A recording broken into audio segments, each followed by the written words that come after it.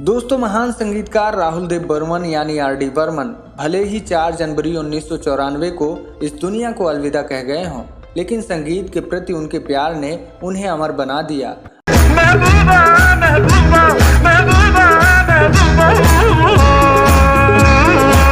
RD. Burman को इस दुनिया से गए 30 साल से ऊपर हो चुके हैं, लेकिन आज भी फैंस उनके द्वारा रचित गीतों को नहीं भूल पाए हैं।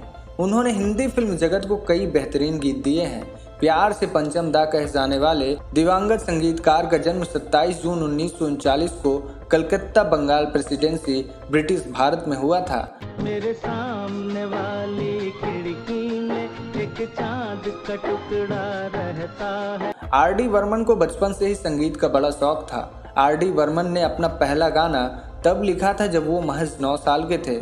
उन्होंने ए मेरी टोपी लौट के आजा गीत लिखा, जिसे उनके पिता महान संगीतकार एस.डी. बर्मन ने 1956 में आई फिल्म फंटूस में इस्तेमाल किया।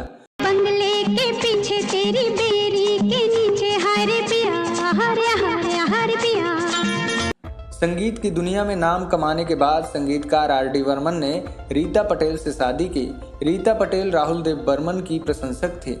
कहा जाता है कि रीता पटेल ने अपनी सहेली से शर्त लगाई कि वह राहुल देव बर्मन के साथ डेट पर जाएंगे, जो उन्होंने बाखूबी किया भी। इसके बाद 1966 में दोनों शादी के बंधन में बंध गए। हालांकि यह शादी लंबे समय तक नहीं चल सकी। साल 1971 में दोनों अलग हो गए। 1972 में आई फिल्म परिचय का गीत मुसाफिर हूँ मैं यारो उन्होंने तब कंपोज किया था जब वो रीता पटेल से अलग होने के बाद एक होटल में ठहरे थे।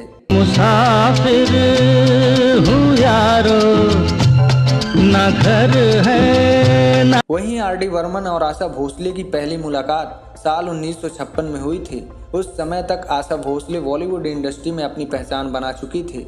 आर.डी. बर्मन ने फिल्म तीसरी मंजिल के गानों के लिए आशा भोसले से संपर्क किया था। उस दौरान उनकी पहली पत्नी रीता पटेल से तलाक हो चुका था।